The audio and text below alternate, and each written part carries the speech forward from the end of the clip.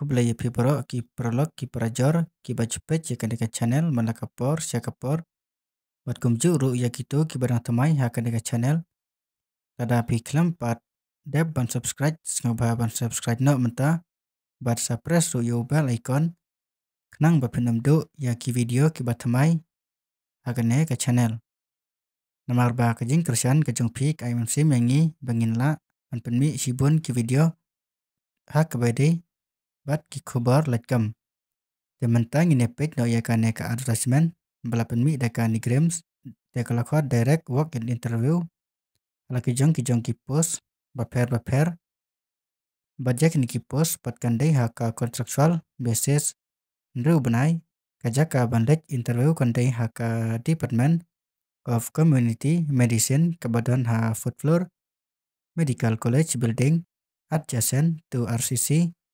building near director block Nigram kebadan ha Shillong. Dia kelakot direct interview nakamta ki kandidat ki balong eligible yakini ki post dia katarik ban register but kawak interview kandai haka karpatrik ujulai arajar absen.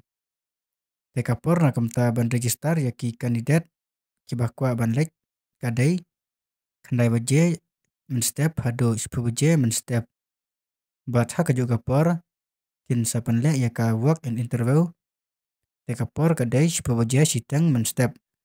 Tengin ya page ki kertang jungki post baja ki jeng dan kam. Kapos banikong kadai project research scientist non medical ki vacancy balaj iway ka qualification kadai postgraduate degree including the integrate postgraduate degree with 3-year post qualification relevant experience. Lane pidai pendab ya ka PhD. Kajing sew lane ketulap hakashi banai kadai indri punya hajar plus 10% ka HRA.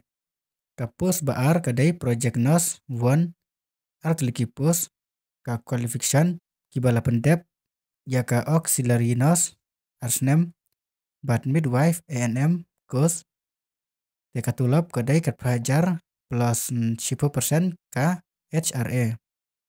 Kapos balai kadai project nos 3 South Liki Pos balaj ka qualification kadai BSc nursing sausnem ka kos ka tulap kadai ar prajar plus 10% plus 10% HRA haka sibanai. Te kibabiang ka qualification haka badai bat kini ki pos pila bandej haka teka interview teki kandidat kidai banra daki original bat self attested photocopy bat kawai kador dia ka kontrak kin sa renew lane pentamai bat kasyong katkom kajing tray kam kujung pi. Tela dabon ki kandidat ki bawan ban tap tekin sa penle daka rutin test. Batang ki kandidat ki balong eligible kila banwan sya ka interview. Te ki badan sisya kamon lane ki babiang ka qualification baki pan te pila ban lej ndre lada pim biang kamot kin ampediang jepi. Te tang kini gijing pentep kublai sibun.